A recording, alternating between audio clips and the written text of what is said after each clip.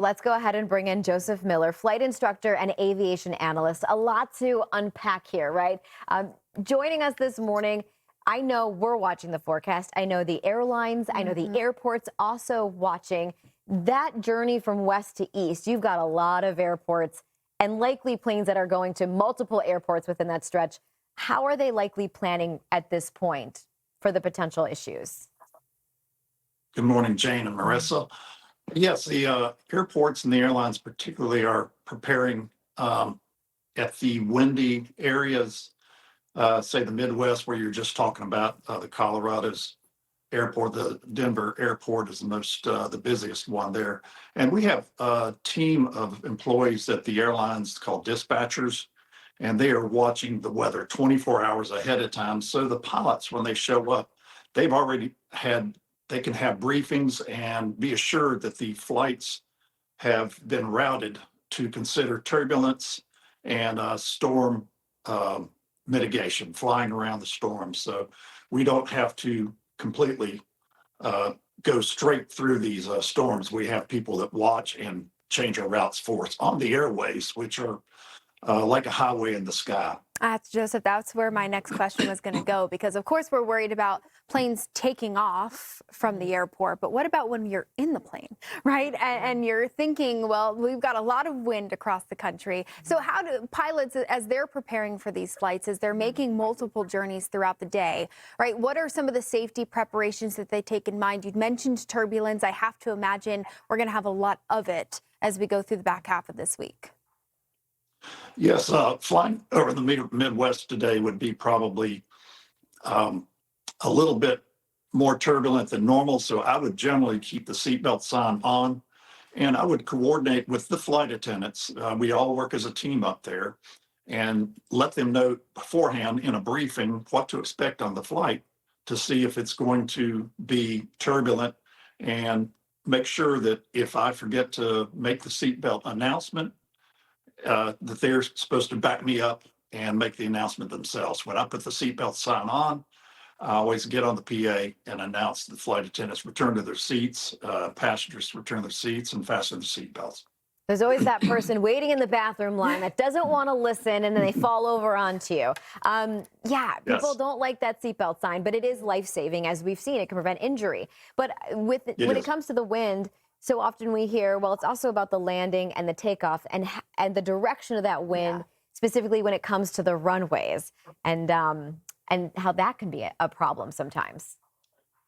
Well, the wind, it depends more on the direction it's coming from when you're landing the airplane. If it's a direct crosswind, which means the wind's coming from your side, you have a limitation. It used to be 35 knots. It might be less or maybe more now.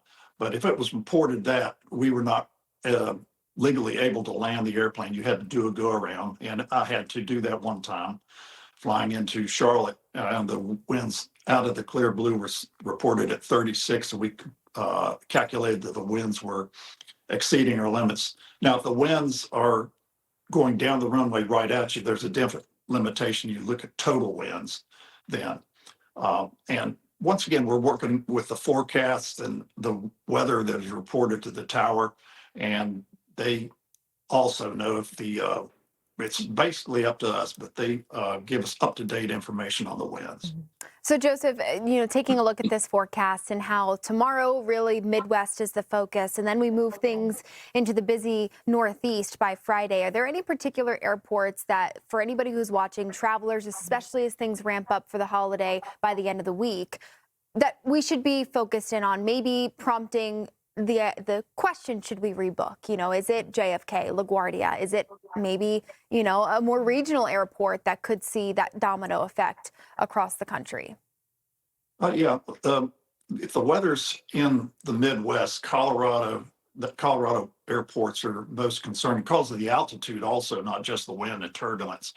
But as the weather moves east, the busiest airports are Washington National, New York, and they have plenty of weather information and multiple runways. If the wind is going a particular way, they can change runways. That's the way it is with most airports, except some airports have east-west runways, north-south. But I think I have flown into all the JFK and all the Boston. They're all very well prepared for the snow, ice, and winds, and they're used to the kind of winds that they have in that area.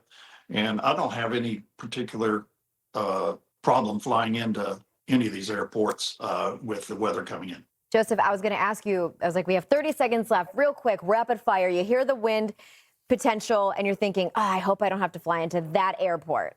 Is there one that just drives you nuts? One airport that drives me nuts. Mm-hmm. Well, I hate to pick on any one airport. It's all out of love. I think I'll pick on Newark this time. Oh, everybody picked Newark. Yeah, that's an easy one. As somebody, I'm sorry, New Jersey.